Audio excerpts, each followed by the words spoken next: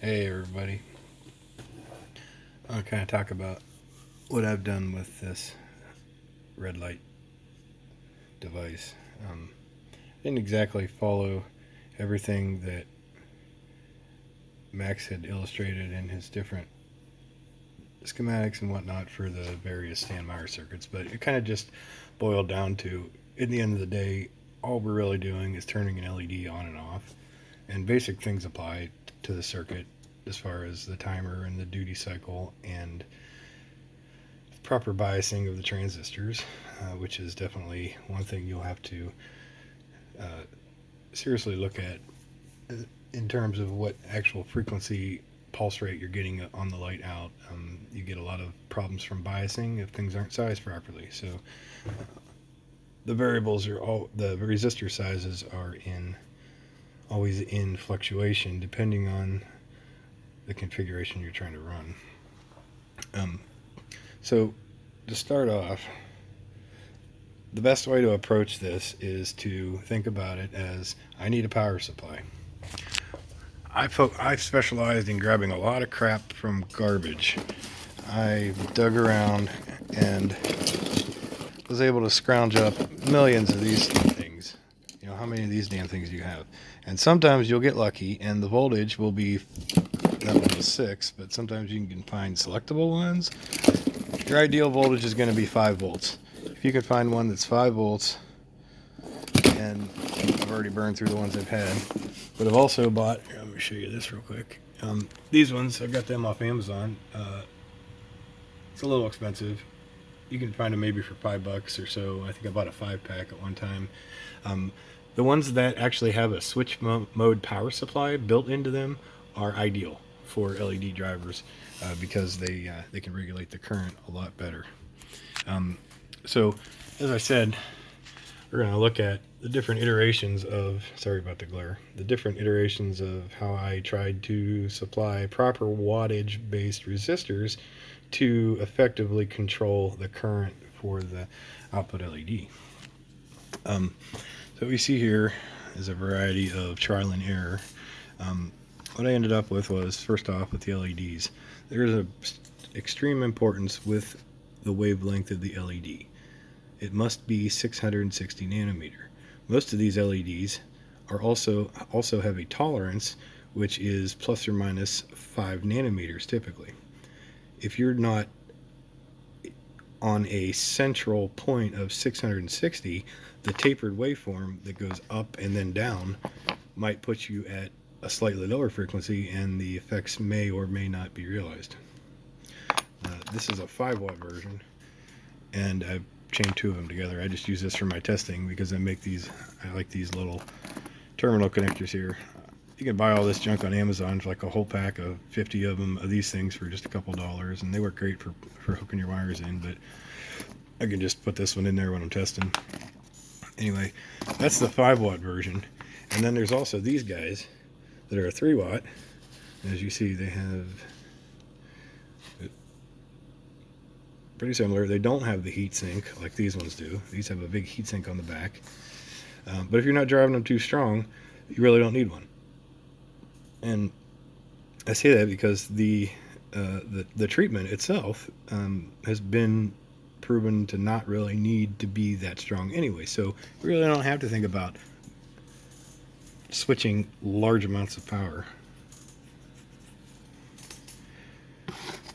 Standard do-it-yourself boards. These get sloppy. Different sizes. You got to think about, what do I put it in, right? What kind of applicator device? What we have power. We have parts for connecting all the stuff. We have a light source. What can we use for a shell? And the most ideal thing that I found is cheap junk flashlight cases. And specifically this one here, this model, this is an Ozark. These are at Walmart for $2.50. Sometimes you'll see a 2-pack for $5. They have a nice little SPST in them that you can definitely tap into and use for the main power switch for your device. I even bought the barrel connectors for the transformers, the 5mm by 2.5, and tried to screw that nut from the inside, and mount it. Ended up gluing a couple of them, but it worked. And then I could just plug the barrel connector into that, and the light, could be detached from it. So this doesn't have to be that big. Like I said, since you're not driving a lot of power, I got the circuit down as small as this, and technically it could have been even smaller because that large capacitor was just more using crap that I had laying around. But if you notice, also on Amazon are these handy little 555 timers that have variable frequency control, and you can even also get them with variable duty. I got a picture of one. I think I haven't located all the other ones yet that I've had, but here you can see this is a picture of one model that I actually made portable with a 9-volt battery. Now, 9-volt worked fine for a short time, going into 5 watts. Perhaps if I'd used the 3-watt, it would have been a little better. But this is an example of the other type of file timer. Hold on. All right, sorry about that. I got it interrupted. Anyway, that's an example of the one where you can control the duty and the frequency. And all I can say about these things is they're fucking garbage. So in most cases, I reverted back to building my own, and I will show you an example here. This is one, I can't remember what iteration. I've made about 7 or 8 of these so far. I built my own 555 timer. This is another example. This actually has one of the Amazon modules in it, and it still survived.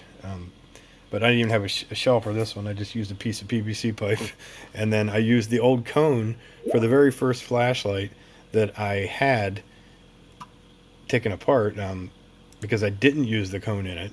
And I used the cone on this one, and I noticed a really interesting effect, that it really focuses, or it allows it to project. So I think they call it telescoping, perhaps, but in the sense of a normal flashlight where you shine it outside and you can see it all the way across the yard, right? That gave that effect. It significantly amplified or focused the amount of photons coming out of there, and you could shine it quite a distance away with a 5-watt bulb. So these early ones that I made weren't powered well enough because I didn't know what the fuck I was doing. So the resistor sizes on the gain, on the anodes, or excuse me, the load resistors for the collector on the preamp transistor and the output transistor, you could call it, weren't properly sized all the time. So they didn't have a lot of power. But as it turns out, that much power was not needed at all. So to continue on, whoops, I wasn't ready for that picture yet. That's another example, but yeah. This is a cell phone charger, more or less, but it had the barrel connector on it. I don't know, but it's about the same voltage, and this one was 6 volts. So I didn't even use a voltage regulator because the 555 and the 3904 or 3906 that I've used differently don't need it, and neither does the TIP 120. And you can run the LED fine off of 5 volts because you really only want to target 2.2 to 3 to regulate your current. And I am not an expert on powering LEDs. I've trial and errored this whole entire process. Having a breadboard is very good because you can at least, this is most of the circuit. I stole some parts to build the last one, but you can basically do what you need to do here and swap in and out parts until you get it just right, because you should be looking at this signal on a scope to see the timer coming out, because what you're going to run into is the amplitude is going to significantly drop if this resistor is improperly sized. You will not get as much gain coming out for the signal to the next transistor if this one isn't properly biased, or grid stopped. That's a tube term. Therefore, we're constantly focused on sizing the resistors properly so that the biasing occurs and so that too much current doesn't occur. You can only put 20 milliamps through that. You can only put, if it's heat sinked properly, however many amps through that. I'm actually not sure. I have a couple different variations. I actually bought TIP 122s, which are actually a slightly higher voltage threshold, but they were cheap on Amazon, so I got like a pack of 50 for just a couple dollars. And then I had to get resourceful for my 5-watt capable resistor because I wanted to drive this light as strong as I could to understand the circuitry and use it as efficiently as possible. But you know, I had to figure out ways to do that. So we started immediately looking at load resistors here, like, and I scrap a lot of crap. I bought like a whole box full of old capacitors and resistors from a flea market for like $20 one time. It's full of them. Old ham radios, old mixing boards, TV parts. You know, I've scrapped everything I could get my hands on to get parts to just screw around. I mean, I started building tube amps. I learned how tubes work, and I built amplifier systems, guitar amps and whatnot. And you know, a lot of these old resistors were used back in the 70s, these bumblebees. But this is an example of a 5-watt resistor. You're going to be looking for very small resistances, because you want, at 5 or 12 volts, you really only need 20 or less ohms resistance. Let me sit back down here. Otherwise, you're going to be, you know, you're not going to get enough brightness out of the light that we would like to have. The next stage to consideration is the driving transistor, and this is a TIP 122, but a 120 works exactly the same. This is an NPN Darlington pair, 2 transistors in series, one with high gain, or they both have high gain, and these help to amplify the signal and do the switching, the high current switching to the LED. You can take it further. I'll show you that in a minute. Here's another example I made. This is actually a portable cell phone charger that has like USB jacks on it, and a micro USB, and then 2 USB 3, whatever. But it also had this flashlight feature where you could turn it on, and there was 2 little 3-watt LEDs in there, white ones. And I looked at them, I thought they looked pretty familiar. So I busted it apart, and I swapped the LEDs out. That's all I did. And now you see when I click it twice, I get full brightness of 660 nanometer. I click it again, I get dimmed brightness. And I click it one more time, and I get like a 2 hertz pulse maybe, which is, you know, okay, but there is a significance to the pulse rate, and I'm sure Max will probably lead on to this more, but there is a significance to flashing it a certain number of times a second, because that increases the exposure rate and perhaps decreases the reactance or the resistance that may be occurring for the waves to do the penetration. This is an example I did where I tried to drive this device, this light here. This is an array of 4 5-watt LEDs, and what you also notice on this Walmart flashlight, there's a tiny little bubble in there. It's a little mini convex lens that acts like a focuser, and with that and the telescoping part, the inside silver there, the cone, without those two together, you know, this has a much different effect on how the photons scatter.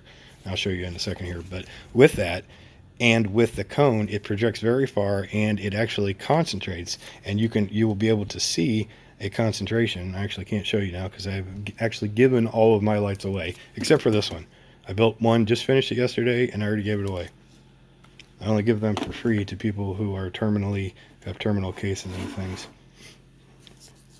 or at least severe issues. Anyway, and as a form of clinical testing, just to see. Definitely telling everybody, no false hope intended. But the results that I've had reported back and actually seen physical changes are very interesting. This is an example of taking it to the extreme. This was one of the first ones I've actually built, this circuit board here, and then I went back and rebuilt it because I screwed it all up. But as you can see, now I added the proper sizing on there on the driver, but this one's actually used a little different. The TIP 120 is not in series with the LED as it was with the typical mini driver, but it's then used normally with a load resistor, and it's driving a 3055 that you probably can't see back there. Anyway, that's my 3055 heatsink that's insulated, without touching the ground. And these are pots for duty and frequency, and that was going to be a gain. I haven't hooked it back up yet. I made my own power supply because I needed 20 watts, so I didn't figure any of the little transformers were going to work, or this was even before I had the idea for the transformers. This one here, though, is just a little, I think these are a 40 watt, but they spit out 12 volts, so I just got off one half of it, got 16 volts out of it. These are another good examples of good power resistors. I think that's a 50 or a 25 watt. I have some 50 watts too. That this is a safety discharge resistor. That's all. But I stuck it in my other thing. But I have a 20 watt or 20 ohm 50 watt resistor. It's a big long one, just like that. And that's what I'm using inside of this thing for the load on the driver channel. Or the output, sorry, on the 3055 output channel. Anyway, this is just a little power conditioner kind of readout module. It shows me how much power the system's using, so I'm going to turn it on here and show you. And this tells me how many watts we're using right now. About 4. As you can see, it's not very... Oh, I turned the knob. There we go. Whoops. There we go.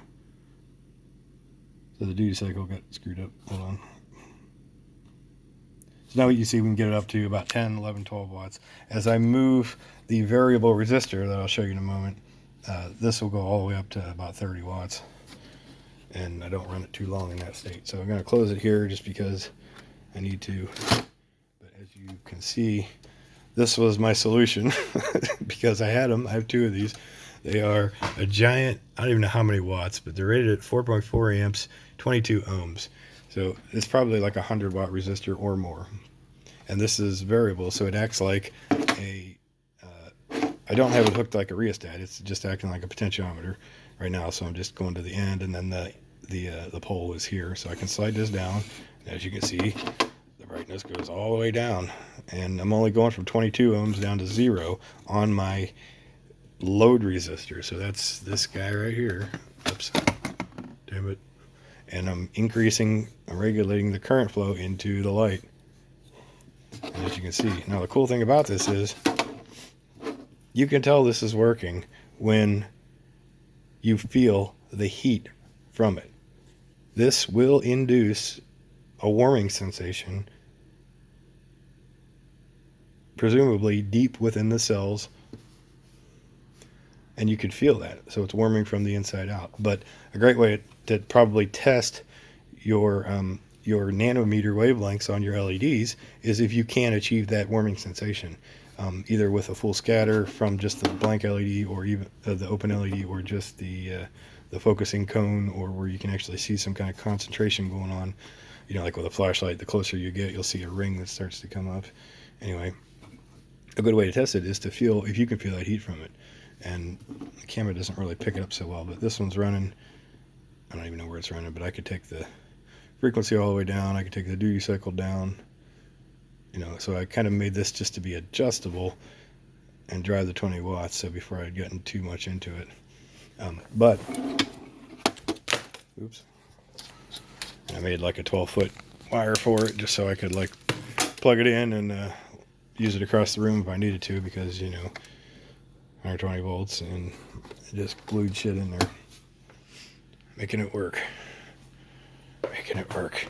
This is another handy piece of equipment here that you could benefit from when you're sizing the resistors. So with this, I can put it in line with any of the resistors, loading the transistors or stopping the transistors, or even the 555, and vary the resistance live and see the effects in real time with the biasing of the transistors.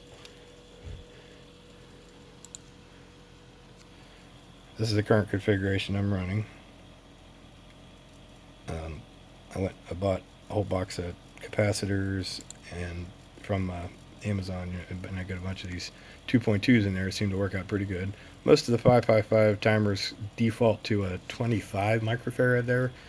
You can get a 22. 25s are a little more rare, I think, but 2.2 seems to work really well with the combination of 10K and I'm trying to reach a 13K, I guess.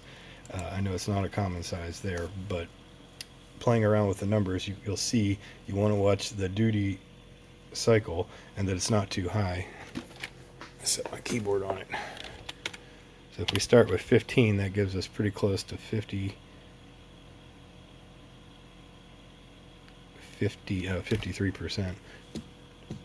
or 53 period and 71 duty cycle, yeah.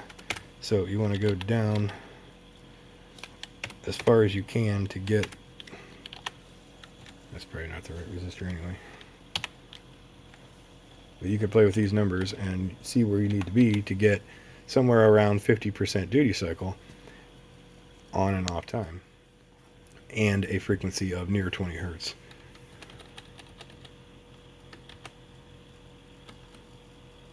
So this 10 and 10 right there will give you pretty close, 21 and a little over 21. It's not as critical as it would be if it was like 30, because the pulse rate perhaps is diminished. Still on a certain amount of charge needs to be delivered within each second. When you think about it as a chronological timeline or a photon log, an impingement log. But yeah, play around with the counter, and you can use it to figure out where you should be. This is a driver transistor. This is the preamp transistor, and I think that's it.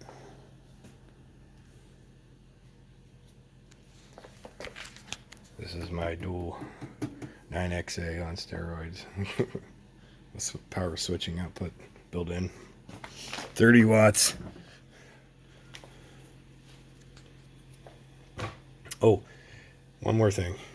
If you use your scope to check the signals coming out of here, and to check the bias and the repeated signals and phases inverting coming out of each transistor, be careful about loading, because it can burn this LED out if you actually inadvertently ground your scope. You can diminish the reading or load the 555 by probing improperly. The best solution is, and you can actually see it sparking when you touch the ground terminal of a non-isolated probe to a high gain point there, you'll see it even spark and arc and worry about blowing your scope out. This device here is very handy. $150 on Amazon. This is a module to plug into your scope. It is an isolated scope probe, and then it allows you to hook up and read differential without potential of loading any signals. And the reason why it does that is this right here. It has an external power source that has to power it. Most scopes have a USB jack on them, so that works out. If not, any standard phone charger or whatever powers them. But this will allow providing an isolated power source to the probe circuit itself, and that is then isolated in its connection to the scope ground, which is a load, which can load your circuit.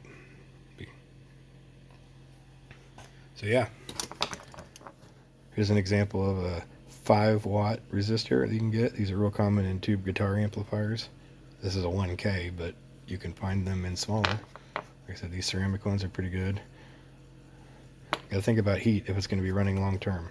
I wouldn't run it very, very long term until you've proven the actual setup you have, or you're eventually just going to heat up a transistor or a resistor and have a meltdown.